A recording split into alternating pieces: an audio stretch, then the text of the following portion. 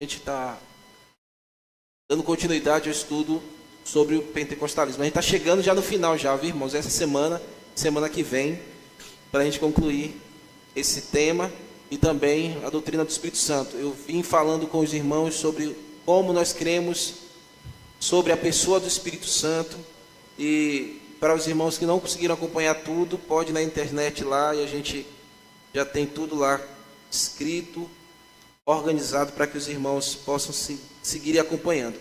Vamos abrir a palavra de Deus e fiquem de pé. Vamos ler João capítulo 14, versículo 15 ao versículo 26. Hoje a gente vai falar sobre a segunda onda do pentecostalismo. Vamos ler o texto santo para a gente ter só como um texto base. Não vai ser exposição, é uma aula novamente. E depois eu vou trazendo para os irmãos algumas curiosidades e personalidades desse movimento. Vamos ler a palavra de Deus. Eu vou ler na versão NVT e vocês acompanhem aí na versão que vocês têm. João 14, versículo 15 ao versículo 26.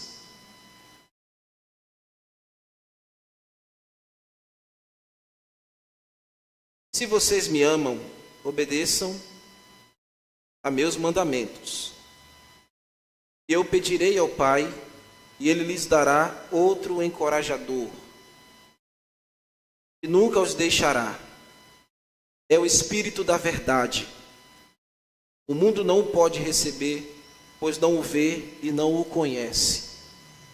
Mas vocês o conhecem, pois Ele habita com vocês agora, e depois estará em vocês. Ele já está presente aqui na vida dos discípulos, por meio da influência de Cristo. Mas logo depois, ele estaria dentro dos discípulos, na ocasião do Pentecostes. Quando Jesus soprou sobre eles o Espírito Santo, ainda aquilo ali era a influência do Espírito Santo na vida dos discípulos. Por Jesus Cristo, ele insuflou o Espírito Santo sobre os discípulos ali na casa, quando ele apareceu depois de alguns dias que ele surgiu dos mortos. Mas esse depois estará dentro de vocês, é na ocasião do Pentecostes, quando os discípulos recebem poder, quando Jesus diz: fiquem em Jerusalém até que do alto vocês serão cheios do poder, que é o Espírito Santo. Não os deixarei órfãos, verso 18. Voltarei para vocês. Em breve o mundo não me verá mais, mas vocês me verão, porque eu vivo, vocês também viverão. No dia em que eu for ressuscitado, vocês saberão que eu estou em meu Pai, vocês em mim e eu em vocês. Isso é lindo, né, irmãos? Nós temos a presença de Deus em nós, Ele está em nós, Ele habita em nós, Ele reside em nós, na pessoa do Espírito Santo. O Pai vem, o Filho vem, o Espírito Santo vem e faz morada em nós. Verso 21, aqueles que aceitam os meus mandamentos e lhes obedecem, são os que me amam. E porque me amam, serão amados por meu Pai. Eu também os amarei e me revelarei a cada um deles, e manifestarei a eles. Eu aparecerei para eles. Judas, não Iscariote, disse: por que, Senhor, vais revelar-se somente a nós e não ao mundo em geral? Jesus respondeu: quem me ama faz o que eu ordeno. Meu Pai o amará e nós viremos para morar nele. Quem não me ama não me obedece. E lembrem-se destas palavras, não são minhas, elas vêm do Pai que me enviou. Eu digo estas palavras enquanto ainda estou com vocês. Mas quando o Pai enviar o encorajador, o Espírito Santo, e como o meu representante, ele ensinará todas as coisas e vos fará lembrar tudo o que lhes disse. Amém? Essa é a tua palavra, Senhor. Nós te louvamos porque já vivemos essa realidade. O Senhor habita em nós, o Espírito Santo está em nós. Obrigado pela a morte e a ressurreição do teu Filho, que foi para a nossa vida. Ele não nos deixou órfãos, ele voltou a nós na pessoa do Espírito Santo, nos dando poder e nos capacitando a viver neste mundo tão tenebroso, mas de uma maneira que nós conseguimos glorificar ao teu nome e achar graça em ti mesmo, Jesus. Nós te louvamos, ó Pai, nós te louvamos, ó Filho e Espírito Santo. Nesta manhã te pedimos que nos guie em nosso estudo para a glória do Senhor. Amém. Podem sentar, irmãos. Amados, a gente viu na semana passada, na aula passada, sobre o movimento pentecostal, e a gente veio para a primeira onda, e eu mostrei para vocês aqui. E no Brasil, a primeira onda, ela acontece aqui no Brasil em 1910. Eu mostrei para vocês com detalhes. Nasce lá nos Estados Unidos em 1900, início do século 20. Aqui no Brasil começa em Belém do Pará. E a gente viu que foi por meio de 2 missionários suecos. Eles chegaram na igreja batista lá de Belém do Pará, uma igreja centenária, uma igreja de mais de 120 anos. Se dizendo serem pastores batistas, mas na verdade de tradição pentecostal, já do movimento que ficou conhecido aqui no Brasil como Igreja Assembleia de Deus, mas lá nos Estados Unidos, antes de ter esse nome, era um outro movimento onde as pessoas tinham maior interação com as questões sensitivas e um desejo por uma segunda experiência e uma purificação de pecados através dessa segunda experiência. Essas influências chegaram no Brasil em 1910. E ainda aí no iníciozinho do século 20, eu li com os irmãos um relato de um nobre irmão no passado dessa igreja que testemunhou e publicou uma carta. Uma carta foi escrita e foi publicada no acervo das igrejas batistas da Convenção. É uma carta histórica, está lá para todo mundo ver, onde ele discrimina como quase essa igreja ela morreu por conta das influências completamente distintas das raízes batistas e do ensino ortodoxo que a igreja batista sempre procurou zelar e ensinar aos seus irmãos. Então, por meio da influência desses missionários, o movimento pentecostal começou a ser difundido no Brasil. E curiosamente, eu falei para os irmãos, o pastor missionário que se afastou por trabalho missional em algum ponto do Brasil ou do mundo, ele ficou 5 meses fora da igreja e por causa disso, esses homens chegaram e ao chegarem, aprenderam a língua do português, venderam bíblias e pregaram essa doutrina pentecostal. Os irmãos nunca tinham visto movimentos e coisas assim como são inerentes à doutrina pentecostal. O que acontece é que o pastor da igreja lá de Belém era também natural da Suécia, era um sueco, né? É sueco, eu não sei se é Suécia, não quero errar aqui não, viu?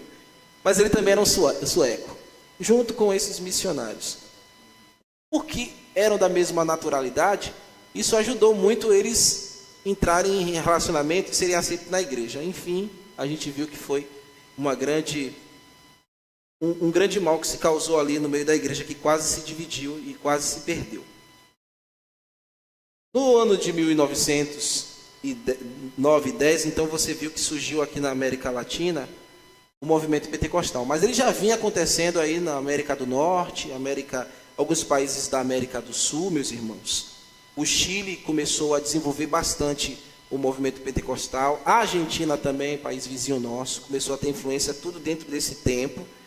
Na Guatemala, que é um país da região central da América, isso só veio acontecer 26 anos depois, 20 e poucos anos a mais, no ano de 1936, lá na região central. Está perto dos Estados Unidos, mas parece que pulou e lá só veio se concentrar mais nesse período. Também, um ano depois, aqui na América do Sul, você vai ver o trabalho se desenvolvendo também na Colômbia. Claro que nesses países houve divergências, muitas dificuldades para a implantação do trabalho, mas no Brasil parece que a coisa pegou mesmo. A terra aqui do Brasil é uma terra boa que dá de tudo, né? Dá de tudo. Então, as coisas do pentecostalismo foi fluindo aqui, mesmo a sua influência americana, mas veio acontecendo um desenvolvimento muito grande aqui. Nessa primeira fase do pentecostalismo lá nos Estados Unidos, enviou muitos missionários no mundo inteiro, e esses missionários começaram a plantar a ideia pentecostal em muitos lugares no mundo. Eu trouxe aqui uma imagem de alguns homens que foram representantes em sua nação na liderança pentecostal. Eles viajavam para os Estados Unidos e lá aprendiam a doutrina pentecostal e saíam para os seus países para difundir essa doutrina. Vocês lembram onde começou mesmo a fusão da doutrina pentecostal? Na Rua Azusa, número 312, lá nos Estados Unidos, pastor William Morgan, você lembram? Aquele morenão, era cego e não tinha tanta eloquência, mas que era da doutrina do pentecostalismo. Ali é que começou a divulgar o sistema pentecostal no mundo todo. Esse primeiro homem aqui, irmãos, esse primeiro homem aqui é o Thomas. Ele viveu nessa época aqui, 1862, 1914, e foi líder na Noruega. Só que ele influenciou todos os outros. Não sei dizer se foi lá mesmo nos Estados Unidos, provavelmente tenha sido lá, porque eles se encontravam nesse lugar, onde reuniam milhares de pessoas, de diversas nacionalidades. Lembre-se que, nessa época, o mundo está em crescente expansão econômica, a gente vai ver isso daqui a pouco, e os Estados Unidos tinham muita imigração.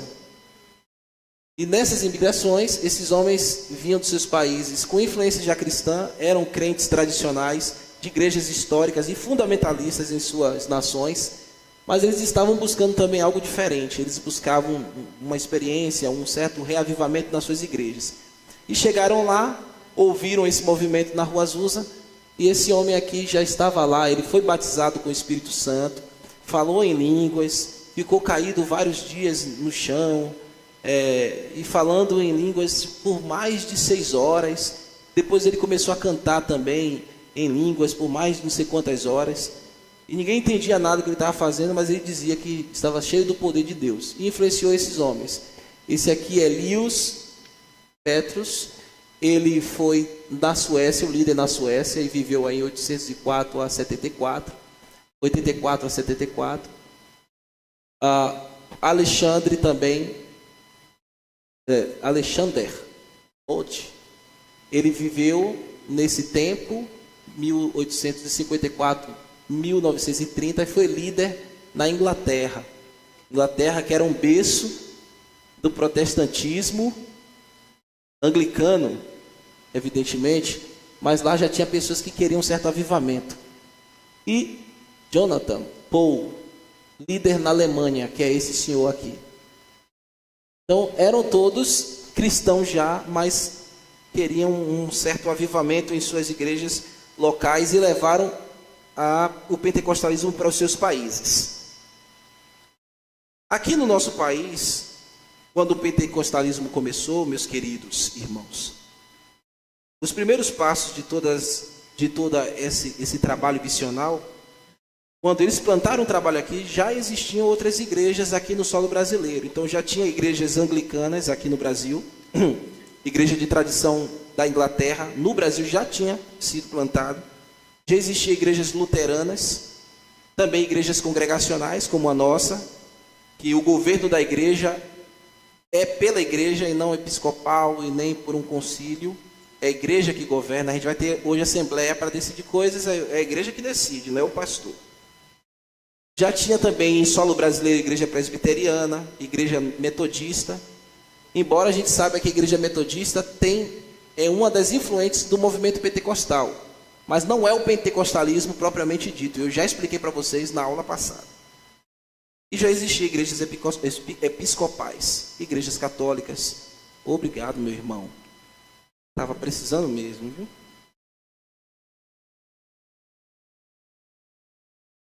Então você vê, irmão, que Quando o movimento pentecostal se instalou no Brasil, já existiam outras igrejas plantadas, solidificadas aqui na nossa nação.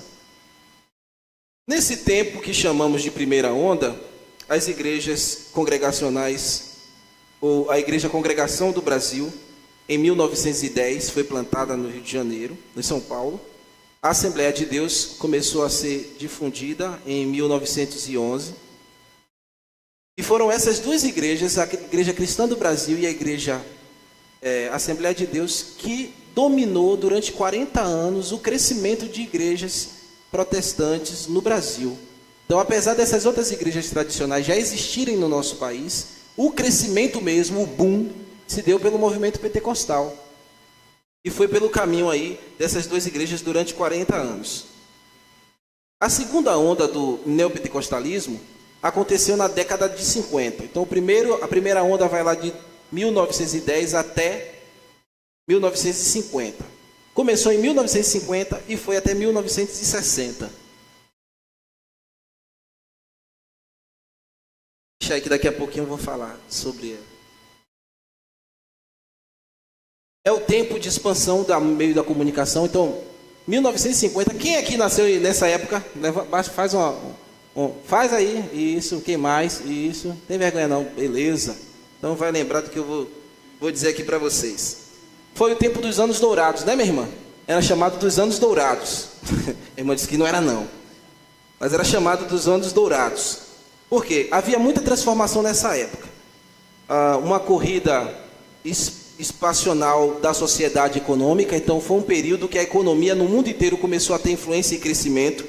Na região urbana começou a ser mais organizado, o povo era mais rural antes disso e começou a ser mais vir para a região urbana. Por quê? Porque nesse tempo o país começou a se industrializar. Então, nessa época, o país começou a ser industrializado. Então, o pessoal que morava nos interiores da nação começou a fluir para as capitais ou para as zonas urbanas. Então, foi um período de crescimento da industrialização da zona urbana. Nos anos 50 é que nasce a empresa nacional Petrobras. É no ano de 1950 que nasce a nossa grande estatal brasileira, a Petrobras. É um tempo de grande expansão também da comunicação, ou seja, nesse ano também de 1950 é que surgiu a TV Tupi. Vocês lembram aí da TV Tupi? A TV Tupi, ela nasceu aí nessa década de 1950. E a TV Tupi foi a primeira TV da América Latina, aqui no Brasil, né? Que honra a gente teve nisso. Então foi um tempo de crescimento, de expansão de comunicação, de rádios, de TV na América Latina. Não apenas no Brasil isso estava acontecendo, mas no mundo inteiro estava tendo essas transformações. E as transformações que chegavam no Brasil vinham por influência dos Estados Unidos. E é o tempo também em que o mundo estava em 1945. Então, todo aquele medo e insegurança no mundo inteiro passou e o mundo começou a crescer economicamente. Esses anos de ouro também, aconteceu no mundo a corrida espacial. Foi nesse tempo e nessa década que o homem chegou à Lua. Os Estados Unidos criou a NASA e enviou o primeiro homem à Lua para ir lá. Ele teve esse relacionamento, essa relação lá no espaço. O primeiro aconteceu aí nessa época aí, em 1969, na época da segunda fase aí do pentecostalismo. A missão era Apolo 11. Mas os soviéticos também já estavam trabalhando sobre essa questão de enviar pessoas para o espaço sideral. Eles enviaram uma cachorrinha, uma cadelinha que morreu. Tiveram esse negócio de cachorro, né, Tarcísio? Eu tenho essa ligação com cachorro aí por aí.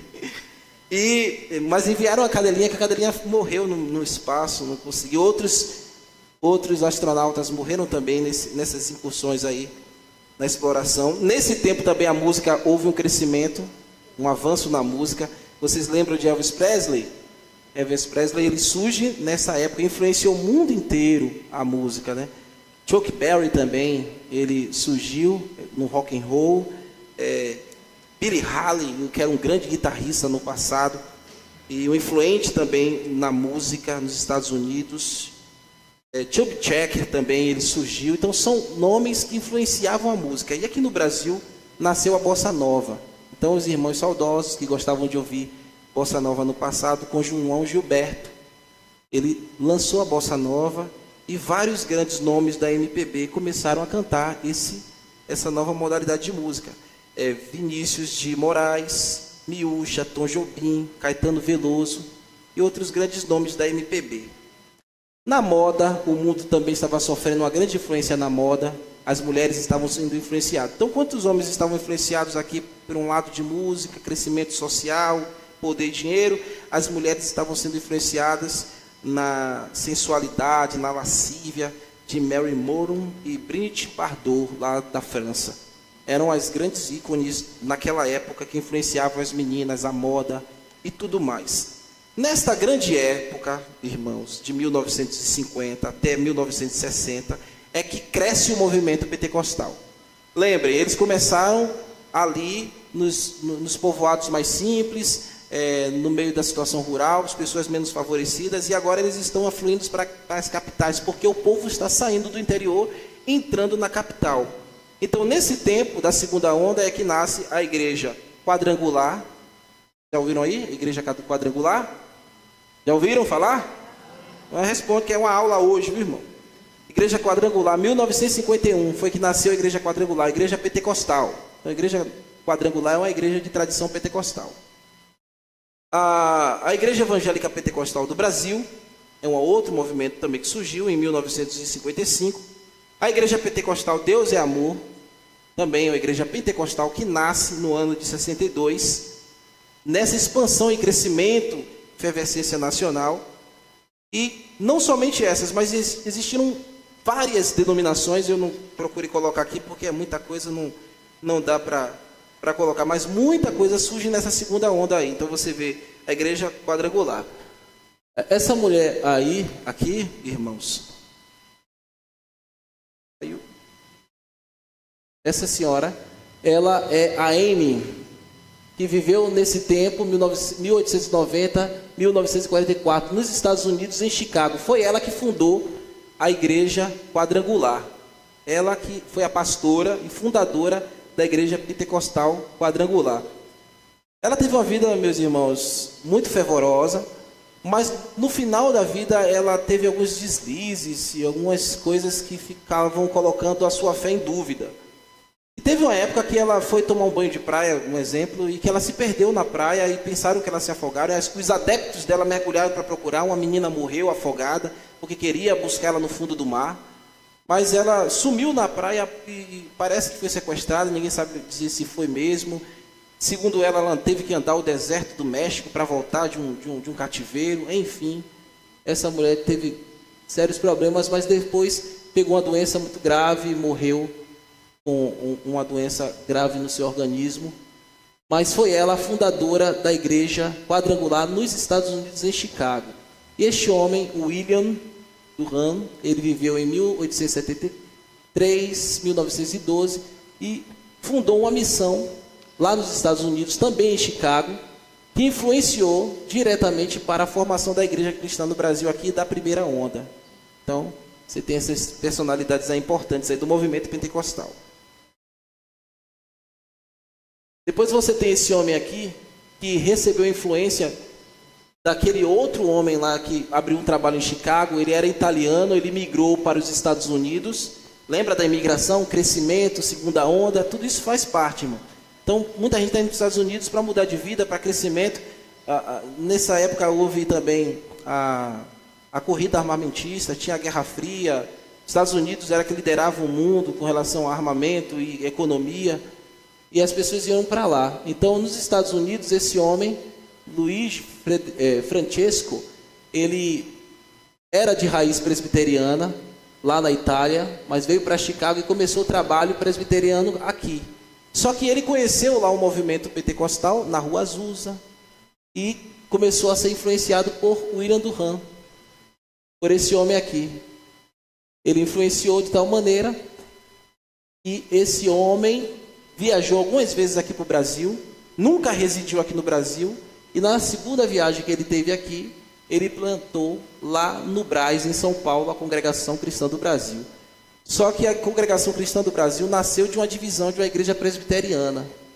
Era o que eles faziam, eles não começavam um trabalho do zero, eles vinham para a igreja onde eles já tinham um certo tipo de entrosamento. Então, como ele era presbiteriano de raiz, era mais fácil chegar numa igreja presbiteriana e dizer com a carteirinha, cheguei aqui, ser bem recebido e ir lá começar a implantar as coisas. Então, por isso que a gente tem que ter muito cuidado com o que nós recebemos. Pessoas podem vir de qualquer maneira, e aí trazer suas tradições ruins para o nosso meio, e aí começar a trazer problemas no meio da igreja. Por isso que a gente pede carta de recomendação, por isso que a gente faz o curso de membros, para poder saber se os irmãos que estão chegando realmente refletem a mesma doutrina que a gente reflete, porque depois de ser inserido na membresia da igreja, é um barulho, meu irmão, para poder resolver o problema, para poder excluir, não é fácil. Então, antes de excluir, é melhor analisar primeiro, é melhor ver tudo direitinho, e esses homens sempre fazem isso, e isso acontece ainda hoje. No liberalismo teológico aconteceu isso também, que é um outro assunto que depois um dia eu trago para vocês. Mas esses homens entravam nas faculdades, entravam nos seminários e nas igrejas, transvestidos de homens piedosos, mas na verdade não acreditavam em nada dos milagres que a Bíblia dizia, das coisas essenciais da Bíblia. Eles não acreditavam em nada, nem na existência de Jesus Cristo. Então você tem aí essa influência desse homem que destruiu uma igreja lá no Brás, em São Paulo, uma igreja histórica presbiteriana, dividiu, acabou, e aí começou a igreja cristã do Brasil, a igreja pentecostal.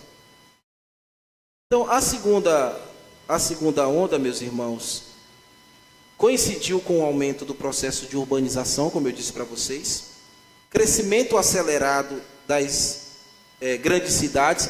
Vão guardando isso no coração de vocês, porque é importante. Quando alguém perguntar por que você é batista, por que você não é pentecostal, por que você não é continuista, você já tem mais conteúdo para conversar. Você já sabe de onde é que vem as coisas. Você já tem relacionamento. A escola bíblica é para isso, para dar esse conteúdo, é para entregar essas coisas para os irmãos. Então você vai linkar. Como é que o pentecostalismo cresceu tanto? E às vezes as pessoas perguntam, né? Elas cresceram na questão da urbanização no Brasil e no avanço espacional e também questão econômica. Foi crescendo junto ao movimento. Enquanto na igreja quadrangular veio dos Estados Unidos, na segunda onda, você já tem a primeira onda, Igreja Assembleia de Deus, Igreja Congregação do Brasil, e agora você tem uma grande igreja chamada quadrangular, que veio dos Estados Unidos. Mas nessa segunda fase, nascem igrejas brasileiras pentecostais já. Porque já são mais de 2 décadas, 3 décadas o movimento trabalhando aqui. Então o Brasil já consegue produzir igrejas de solo brasileiro pentecostal. A influência foi tão grande que aquilo que era um susto, aquilo que era uma coisa desconhecida, já se tornou uma coisa característica do país. Então você tem a igreja pentecostal Brasil para Todos, que nasceu de uma divisão da igreja quadrangular. Um líder da igreja quadrangular saiu, se dividiu, ele fazia incursão no país, evangelismo, e ele resolveu agora fazer um trabalho de Brasil para Cristo, e aí ele disse, não vou fazer só isso não, eu vou ser agora dono de uma igreja, e plantou a igreja dele, e difundiu essa igreja no Brasil, nessa década de 50 e 60. Então vocês veem como é o crescimento dessas igrejas. Também a igreja pentecostal Deus é Amor nasceu, como já mencionei, mas nasceu nesse tempo, e é uma igreja 100% brasileira, uma igreja pentecostal 100% brasileira. E a igreja Deus é Amor é a igreja mais rígida de todas as igrejas pentecostais. O crente pentecostal da Deus é Amor não assiste televisão, não tem televisão em casa dele. Então, se você for visitar lá o irmão pentecostal da Deus é Amor, ele vai ter tudo menos uma TV na casa dele. As irmãs usam mais coque, vocês já viram, né? Já viram, irmãos? Aqueles roupões, né? Vai namorar, tem aquele lençol furado, tudo vem de lá. Lençol furado, se vocês vê aí na laje um lençol secando com furo no meio, você já sabe qual é o propósito daquele lençol. Então, você tem um avanço e crescimento de igrejas nascendo em solo brasileiro já com o pentecostalismo. Qual o impacto, meus irmãos, da doutrina pentecostal na educação e na academia brasileira? Aqui, irmãos, deixa eu falar rapidinho aqui sobre essas personalidades. Então, Williams Harold, né? É esse homem aqui, ó. Ele é o plantador da igreja quadrangular no Brasil. E ele trabalhou junto com esse homem, que era um peruano. O nome dele era Jesus Hermílio Velasquez. Eles chegaram aí a ser contemporâneos nossos, tá vendo? E antes de ser pastor, este homem aqui, ele era ator hollywoodiano, ele fazia filmes de bang, de faroeste. E aí ele se converteu ao Senhor e resolveu ser um missionário. E ao ser um missionário, ele foi e recebeu influência daquela senhora que fundou a igreja lá nos Estados Unidos, e ele foi batizado por ela. Ele se converteu na igreja dela, de Jaime, e foi batizado por ela. E veio para o Brasil, e aqui encontrou esse homem. Na verdade, eles se encontraram em algum país aí da América do Norte. Não sei se foi o México, não me lembro muito bem. Mas de lá, eles não conseguiram fazer o trabalho do México crescer muito, aí vieram para o Brasil e aqui fundaram a Igreja Evangélica do Brasil. A Igreja Quadrangular não começou com o nome Igreja Quadrangular, ela começou com o nome da Igreja Evangélica do Brasil. E depois de um primeiro concílio que eles tiveram, depois de algum tempo, eles já tinham mais de 15 pastores e não sei quantos membros e puderam mudar o nome para a Igreja Evangélica do Evangelho Quadrangular. Olha o que eles tinham lá, irmãos, como é que eles começaram o trabalho deles. O trabalho deles começava assim, como eles não tinham muitas finanças, pelo menos ele foi mais original do que os outros, ele não entrou em igreja nenhuma, aí ele começou o negócio dele no meio da rua, ele pediu ajuda aos irmãos lá dos Estados Unidos, da igreja de Iêmen, que mandasse recursos, e na verdade nem dinheiro, que mandasse uma lona, um picadeiro, uma lona de circo. E aí eles montaram os circos nas ruas e enchiam esses circos. É porque a imagem, a luz está impedindo, mas aqui é uma lona de circo, tá vendo, irmãos? A cruzada evangelística, ou cruzada de evangelização. Mas tinha também o nome de cruzada de milagres, cruzada de maravilhas. E aí eles começaram a plantar tendas nesses lugares. Então eles armavam várias tendas de circo para realizarem suas reuniões e em vários estados do Brasil. Então não foi somente em Minas Gerais quando eles estabeleceram. Eles mudaram de vários estados, mas em Minas Gerais começaram a fazer o trabalho crescer. E quando deu certo essa reunião em tendas, e esse homem aqui, ele armava, ele batia lá, ele montava tudo, ele era um exemplo, né, de trabalho. Eles começaram a plantar esse tipo de trabalho em vários países, em vários locais do estado brasileiro, e ficaram conhecidos como os tendeiros, os da tenda, os tendeiros. Então eles gostam muito de guardar essa tradição, que eram os homens conhecidos como os da tenda. Então, por que, meus irmãos? Lá dentro dessa tenda acontecia cura, milagre, poder, em línguas, vários testemunhos, focavam muito no testemunho. Então vinha muita gente para testemunhar o milagre que recebeu, a cura que recebeu, quando falou em línguas. Então as pessoas perdiam muito tempo com essa questão de testemunho nessas tendas, e depois ele vinha e pregava uns 15, 20 minutos, e o pessoal ia para casa, e era muita gente simples que já viviam na região urbana desses países. Então eram negros que vinham, eram analfabetos, eram pessoas de outros países que estavam no nosso Brasil, pessoas de menos condição favorável. Tinham também brancos, eu não estou sendo racista aqui não, eu sou pretão, viu? Mas iam mais mulheres e mais negros e mais pessoas de menor condição de renda para esse tipo de reuniões. Sempre foi assim, o ritmo. E muito pouco pessoa de capacidade de condição, ou brancos, como dizem aí, né? Então, meus irmãos, observe para vocês terem uma noção. O perfil demográfico sociológico no país, quando no segundo movimento do pentecostalismo ascendeu, era de menos 85 ou um pouco acima de 85 em condições monetárias, em condições de viabilidade. O ponto de vista demográfico dos pentecostais habitavam sempre mais em zonas rurais, e era mais praticado essa fé entre as mulheres, porque, como eu falei na aula passada, as mulheres eram mais suscetíveis, mais assim, emocionais, então elas gostavam muito disso. Então tem muitas mulheres nessas igrejas, tem muitas mulheres em várias igrejas, né? Mulheres sempre mais nisso e tudo. Eles capturavam também mais mulheres, mais adolescentes e crianças e muito menos homens. E na questão da educação e da cognição, eram caracterizados como pessoas de menos instruções. Então, tinham muitos analfabetos, como eu falei. Então, o que eles faziam para poder conter o analfabetismo? Eles geralmente faziam, não sei se vocês já viram isso, já passou por isso, igrejas que tinham cursos de alfabetização. Já viram alguma igreja assim, antiga?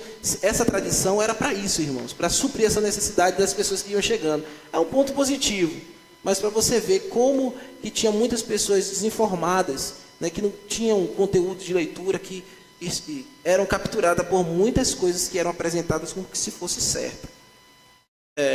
Isso que eu trouxe para vocês aqui é um relato de um pesquisador, viu? Não é uma coisa que eu estou inventando, não. Então, este dado me ajuda a esclarecer a vocês algumas perguntas que algumas pessoas fazem. O que geralmente as pessoas fazem? Ah, pastor, por que muitas pessoas já me perguntaram assim, irmãos. Por que, pastor, que muito cristão, a sua maioria, nas suas denominações, são pessoas mais pobres? Não sei se alguém já perguntou isso para você, ou se você já se perguntou isso. Mas justamente era por causa desse crescimento da segunda onda neopentecostal, porque o que tinha mais no Brasil era a igreja pentecostal. Então, os irmãos geralmente não eram dedicados aos estudos, porque vinham da roça para trabalhar na cidade, então não tinha tempo para estudar.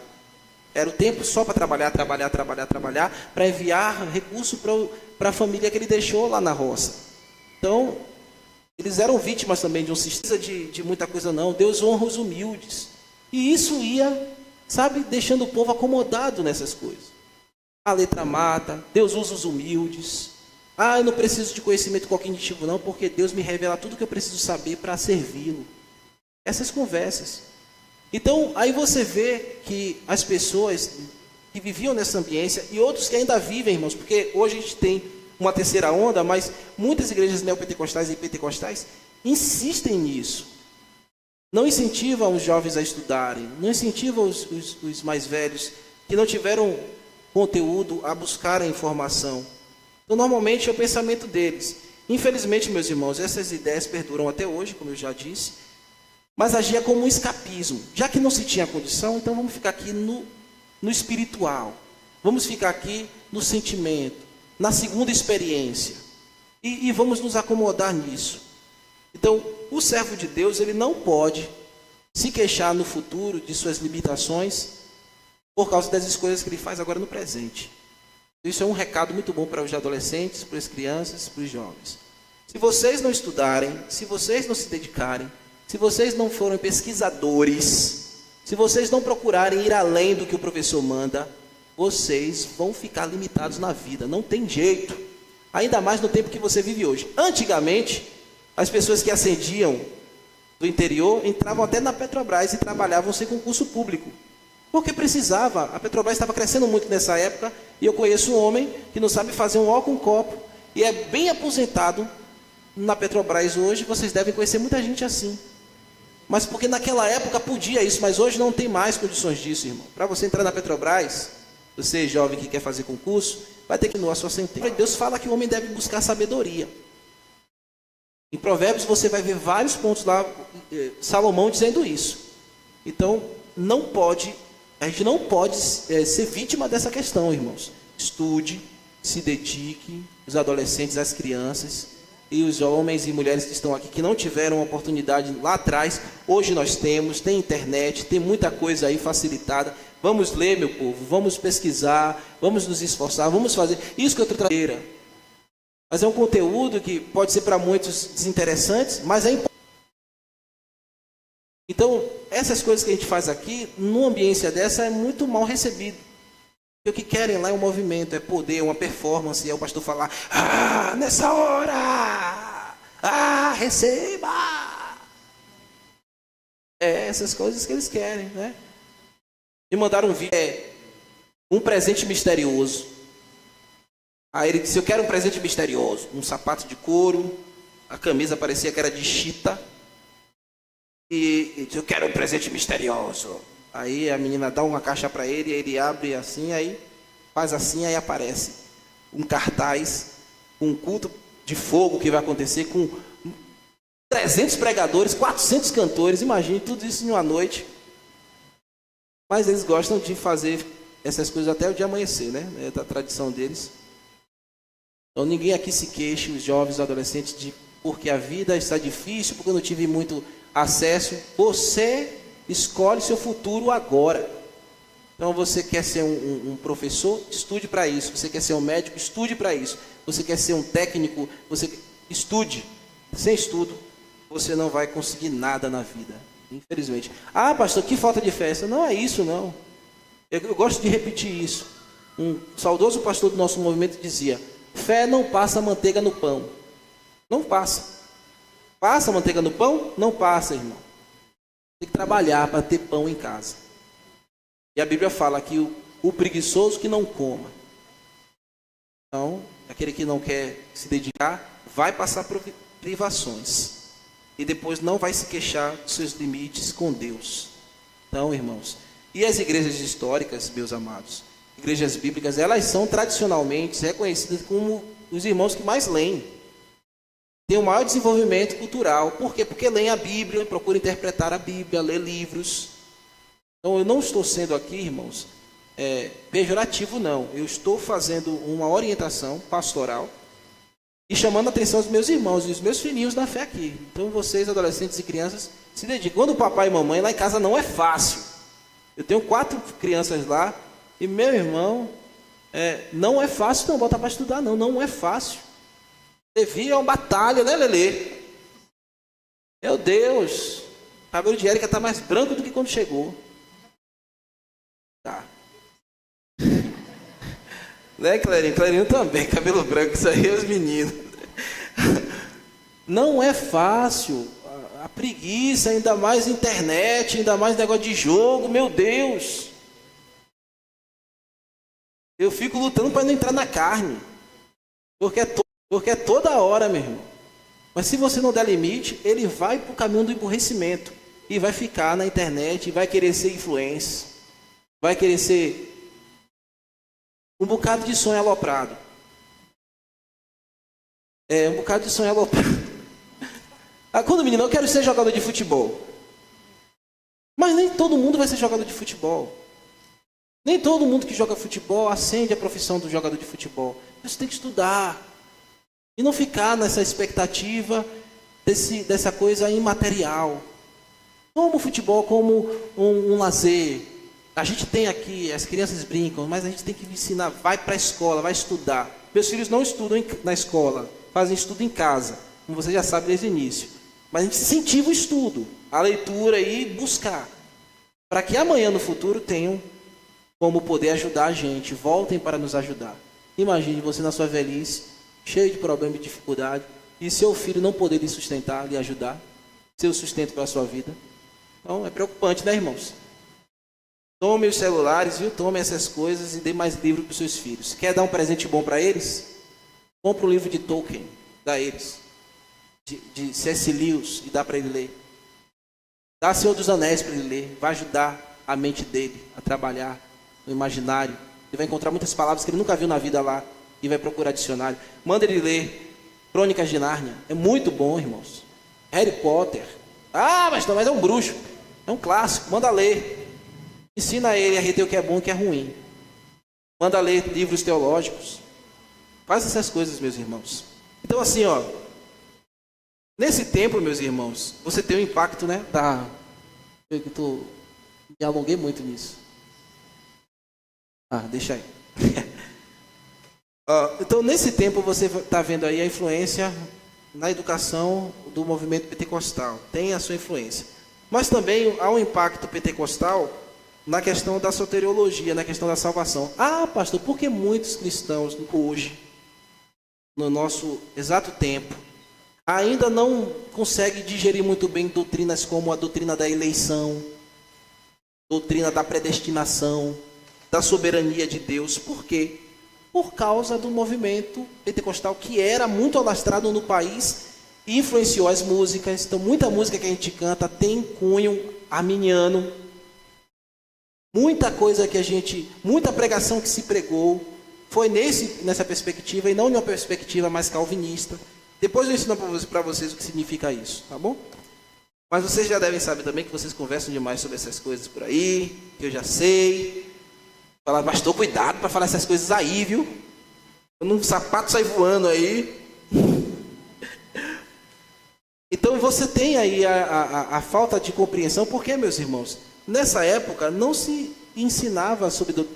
Aí nas minhas andanças, eu preciso dizer para vocês, nas minhas andanças por aí, nos meus quase 20 anos de crente, eu nunca ouvi falar de depravação total. Nunca.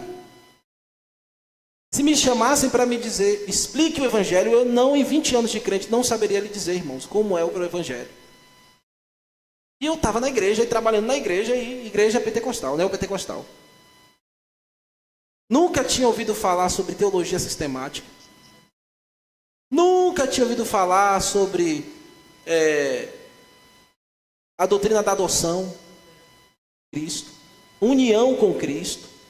Nunca tinha ouvido falar dessas coisas. Não se fala essas coisas lá, irmão. Não se dá essa tratativa. Então, ensinar o que é depravação total não se tem.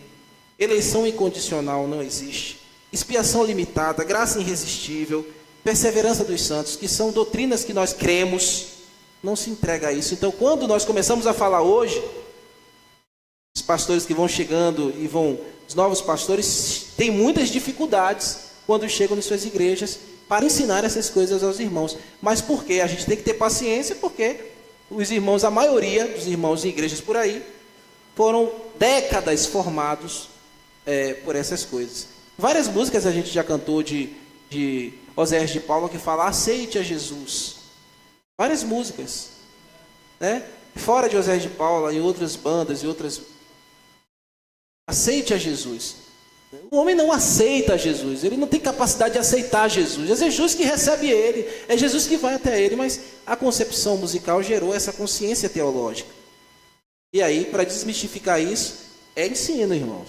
É isso aqui.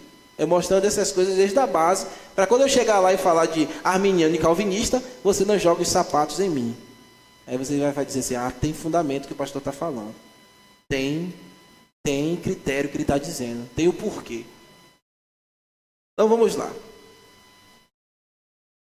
Vocês estão com alguma dúvida aí, por favor, irmãos? Ali, minha irmãzinha. Leva o microfone para ela ali, por favor. Vai falar.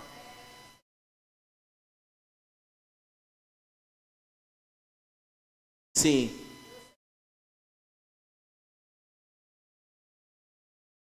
Sim. Sim.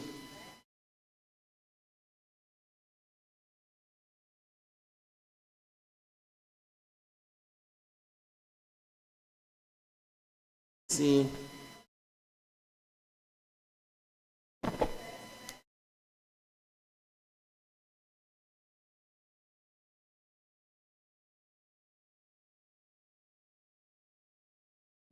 Certo, minha filha? Obrigado. É uma igreja pentecostal, né? Diferentemente da adventista, que é uma seita também, mas ela não é pentecostal, apesar de nascer com influências também do pentecostalismo, mas ela não descambou para o lado pentecostal.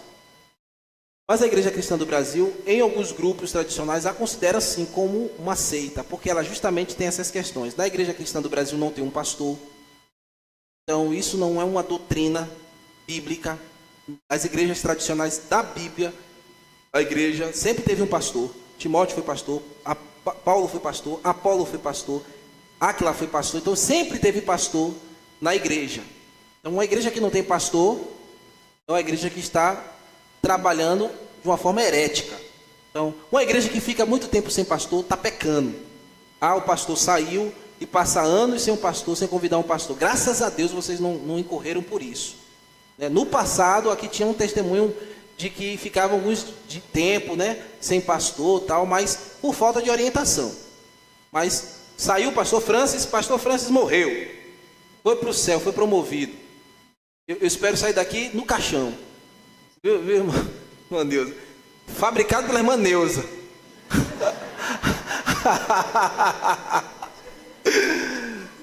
Cruz credo, pastor. Eu espero sair daqui no caixão. Mas se Deus me guiar para outro canto, quando sair, irmãos, tem que chamar outro. E na verdade, o meu trabalho aqui não é só ensinar para você, mas formar outros pastores. Para que, quando eu sair ou me aposentar ou morrer, um outro pastor já esteja aqui na igreja. Já esteja aqui na ambiência com os irmãos. Já esteja aqui trabalhando com os irmãos. E os irmãos assim o impossam. Então, lá não tem pastor. Lá tem véu, separa homem de um lado, mulher do outro. Eles são pentecostais porque acreditam nas revelações, minha irmã. São continuistas. Então, eles entram nessa categoria. Então, lá no culto da Igreja Cristã do Brasil, não vem alguém que estudou a Bíblia e que preparou um estudo para trazer. Não, é alguém que se levantou e naquela hora, irmãos, eu tenho uma revelação de Deus aqui. Aí ele abre o texto e começa a falar. E aí, aquelas pessoas começam a ouvir aquilo ali como se fosse palavra de Deus. E mesmo pede igualdade das Escrituras. Então, isso é errado, é herético. A Bíblia não nos ensina a fazer isso. A gente precisa ensinar toda a verdade de Deus e toda a doutrina. Então, para isso, o pastor tem que estudar. Ontem mesmo eu estava desesperado. Porque a gente tinha um concreto para fazer. Eu e Clarinho comendo mais Alex, mais quem mais? Mais Roberto e comendo concreto ali. Clarinho comeu mais do que eu, né? E puxando na enxada, e meu Deus, e o estudo que eu tinha que terminar, e ainda tinha reunião com os jovens, não foi? Tinha coisa para entregar lá em Salvador com Érica, meu Deus. Mas na minha mente o compromisso do ensino com os irmãos, o que mais me consome, meus amigos. Na minha função é isso, é ter o estudo e a pregação preparada, muito bem organizado para vocês. Enquanto eu não termino, eu não fico em paz. Eu não fico em paz, eu não durmo direito, eu não como direito. É a minha responsabilidade. Então, lá não tem isso, não. O cara levanta e fala o que quer, que diz o que quer, e o povo aceita como palavra de Deus. Então, por isso, viu, irmã? Eles estão dentro, porque nasceram nessa época, com as primícias pentecostais, tem essas coisas, mas é um movimento que em muitos é considerado mesmo como uma seita. Eles desenvolvem muita coisa boa, no sentido de trabalho social, música lá é muito boa, música sacra, bem trabalhada. Então, umas coisas que você consegue garimpar. Mas no bojo, no final, no frigir dos ovos, é mais prejuízo do que benefício. Então, foge de lá. Deixa eu ver aqui.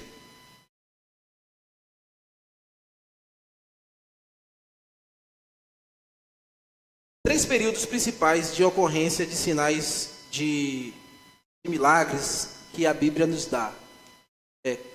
O movimento pentecostal de segunda onda tem o seu ponto principal como os dons das línguas, acompanha, mas a sua referência maior são os milagres e os sinais, tá bom? Primeira onda foi o quê? Manifestação de línguas.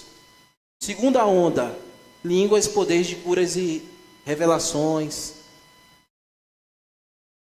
Então vamos lá. A Bíblia nos mostra, meus irmãos, que existem três momentos. Dá só mais 10 minutinhos aí, viu? 3 momentos para que as curas e os milagres cumpriam a sua função na história bíblica. Então, um tempo foi... Acho que eu pulei aqui. Aqui. É que eu estava tão apagadinho, né, que não dá para ver, né? Aqui. Mas o título ali é isso. As 3 principais ocorrências de sinais nas Escrituras, né? No período. Então, um período foi nos dias de Moisés. Nos dias de Moisés você tem milagres e sinais acontecendo. Outro período foi olha lá, Moisés e Josué, né? Moisés e Josué. Então você tem um acontecimento de muitos milagres e maravilhas, as obras que Deus estava fazendo lá no Egito, no meio do deserto, muitos milagres acontecendo. Então vocês sabem aí, Gênesis, Êxodo, Pentateuco inteiro, livro histórico de Josué. Você tem aí Deus nessa época manifestando sinais e maravilhas, e milagres.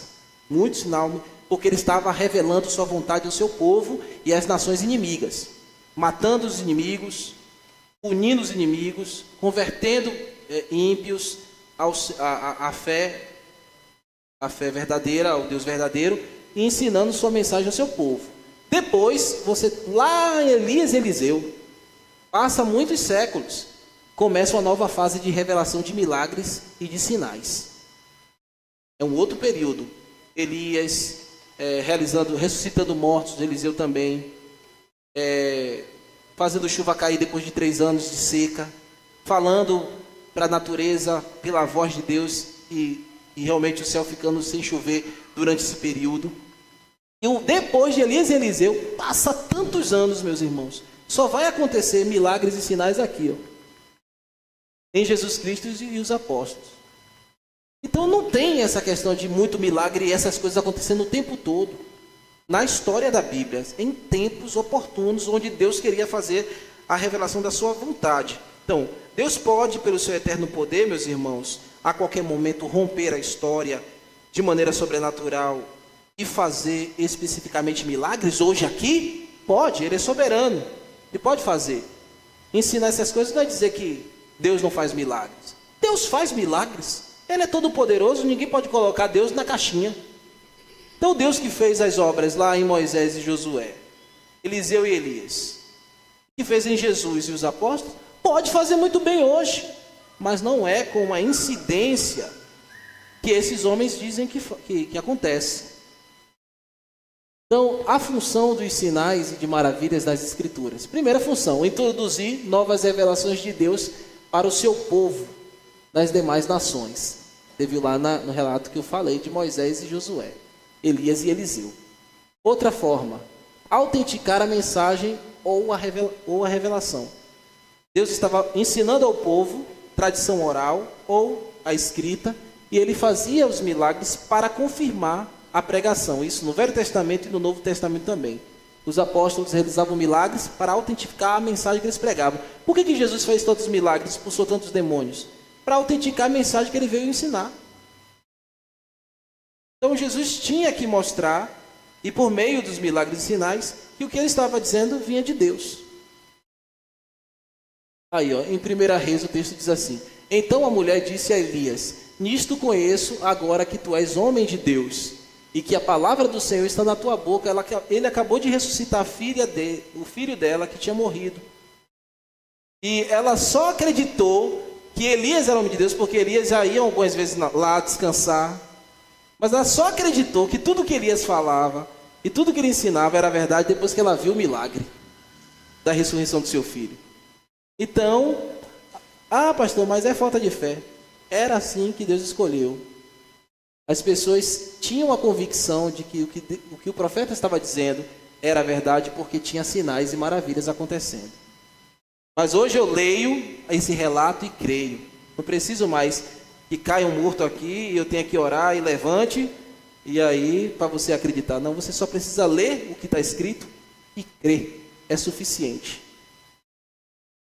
Outro texto aqui, na parte B de João 10, 25. As obras que eu faço em meu nome, em nome do meu Pai, testificam a meu respeito.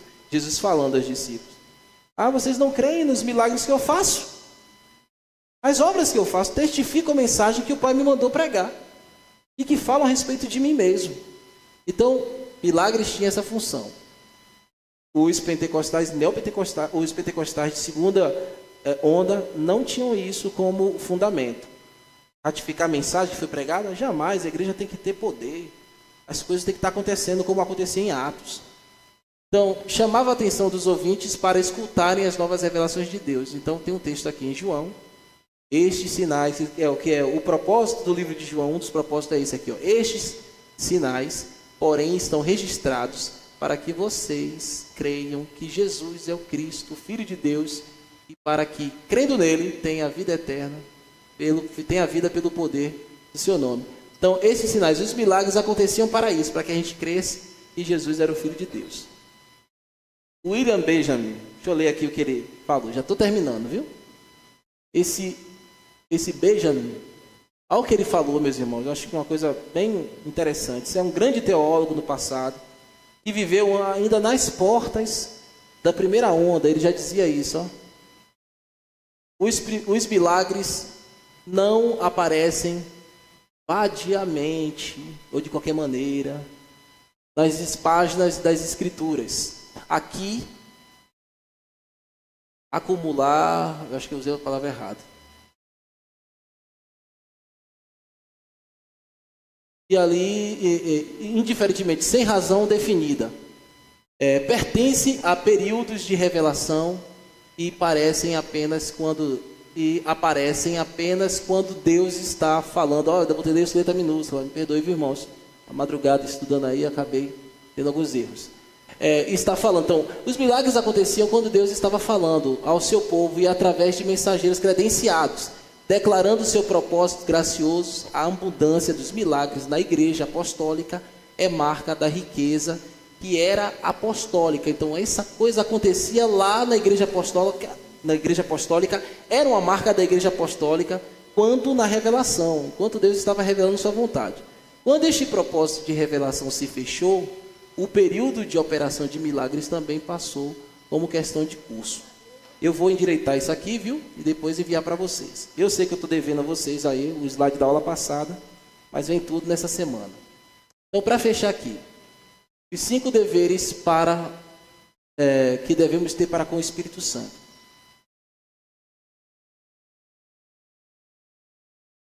A gente vê que os milagres é um processo, ou foi um processo bíblico para a confirmação da vontade de Deus, enquanto os carismáticos entendem que é algo que acontece ainda. Nós, tradicionais, nós não somos continuistas, tá bom? A gente entende que os dons cessaram, os milagres aconteceram lá, não acontecem como acontecia lá, hoje aqui. Nós somos sensacionistas. Então, 5 deveres que devemos ter com o Espírito Santo. Primeiro, se a doutrina é do Espírito Santo e os milagres é uma operação do Espírito Santo, como os pentecostais dizem, nós acreditamos que o milagre é uma obra do Espírito Santo, não é errado isso. Qual é o primeiro conselho?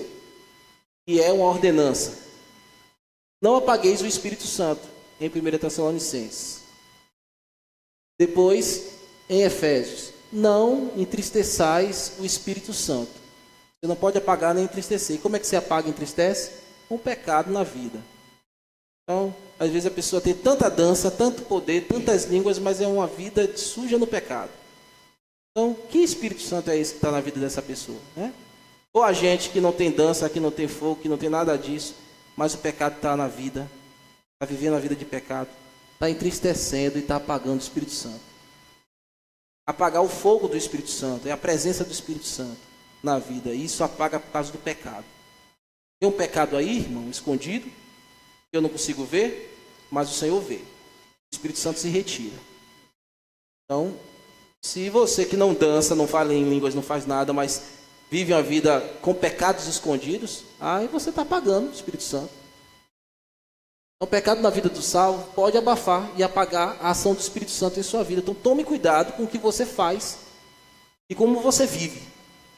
Então, às vezes a pessoa quer viver com muitas evidências de poder, mas a vida está muito distante do que as Escrituras dizem.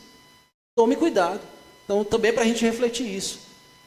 A gente não crê na manifestação de dons, de línguas, nada disso. A gente deve ter uma vida santa, uma vida separada por Deus, para que a nossa vida seja uma vida de poder. Vida de poder não é porque eu falo em línguas ou porque eu profetizei.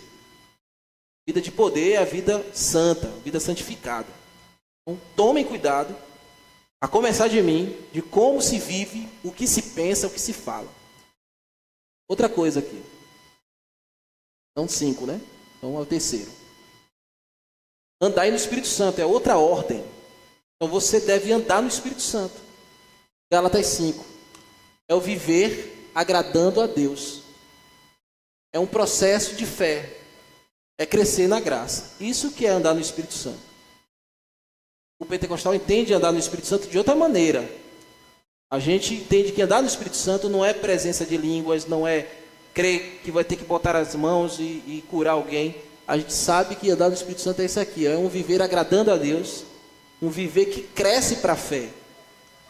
Um viver que se afasta dessas coisas empíricas, ou sensitivas aí, e cresce na graça divina.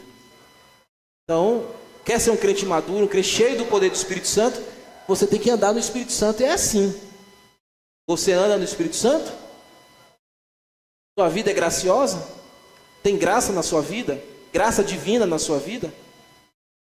Você cresce para a fé? Vive em desespero? Vive desanimado, aquela coisa toda? Cresça em graça, ande no Espírito. Então, outro ponto aqui, que é o dever que nós temos que ter. Orai no Espírito.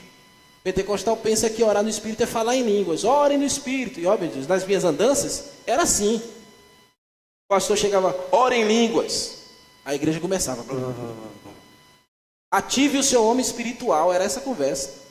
Ora em línguas, você pode falar agora como você quiser. E a pessoa vai falando, e aquela parafernália, aquela coisa que você não entende nada, e o povo se arrepiando, e a coisa acontecendo, e está orando no Espírito. Mas Judas 20 diz que não é assim não. Orar no Espírito Santo, em Judas 20, capítulo 1, versículo 20, aqui não é falar em línguas, nenhum tipo de êxtase, é simplesmente orar. Aqui é em nome, viu gente? Enfim não, é em nome. Orar em nome de Jesus. Orar no Espírito é orar em nome de Jesus. É isso que Judas está querendo dizer. É orar segundo aquilo que está na vontade do Espírito de Deus. Isso que é orar no Espírito Santo. É a sua oração está compatível àquilo que está na vontade de Deus. Com a Bíblia, com o que Deus pensa, como Jesus quer que você viva. Isso que é orar no Espírito Santo. Então, toda vez que você ora aqui, você ora nesse sentido, você está orando no Espírito. Tem? Tem oração no Espírito Santo aqui na igreja? Tem. Quarta-feira a gente tem culto de oração no Espírito. Mas é orando a vontade de Deus, orando a vontade da palavra. E último, para vocês, enfim, respirar. Enchei-vos do Espírito Santo. É buscar o poder, é ir para monte, é ter um culto aqui. A gente tem que ter um culto, instalar um culto aqui, clarinho, do Espírito Santo. Clarinho tem que vir de branco, sapato branco, meia branca, cinto branco, tudo branco. É o que eles fazem aí, né? Dia da busca do Espírito Santo. Não. Efésios 5,18. Enchei-vos do Espírito Santo é procurar viver em plena comunhão com Cristo. Isso que é encher do Espírito Santo.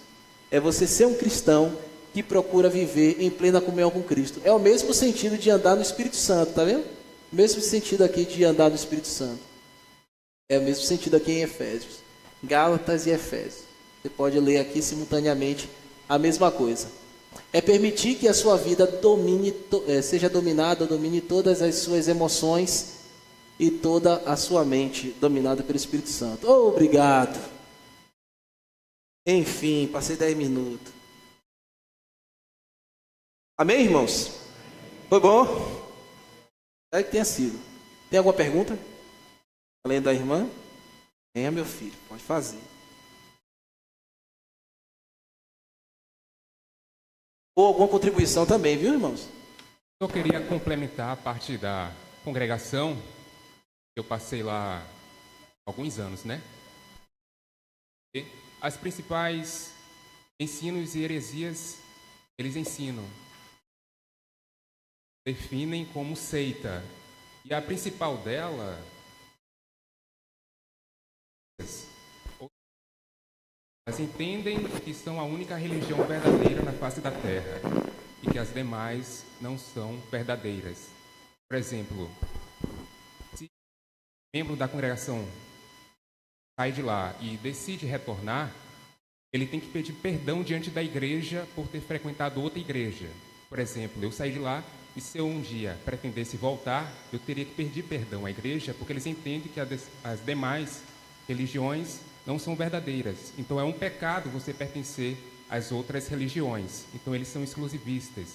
Então, eles serão salvos. Segundo, eles entendem que a salvação é pelas obras. Você precisa ser batizado para ser salvo. Se você não for batizado, passar a vida toda dentro da congregação, mas ainda assim não for batizado, você não será salvo, porque eles interpretam aquela passagem de Mateus, lá no final, o Evangelho, né? Aquele que crê e for batizado, será salvo. Quem não crê, será condenado. Então eles interpretam aquela parte ali literalmente, dizendo que você não basta crer em Cristo mas precisa ser batizado para poder ser salvo. Então, esses são dois exemplos clássicos e muito sérios que o definem como seita. O exclusivismo e a salvação pelas obras. Você precisa de algo para ser salvo. E o que é isso? Pertencer à congregação e também ser salvo e permanecer nela até o fim. Obrigado, meu filho, pela contribuição, viu? Muito rica. E é isso aí também, essa mesma reflexão você encontra lá na Testemunha de Jeová. Você encontra também na Adventista do Sétimo Dia.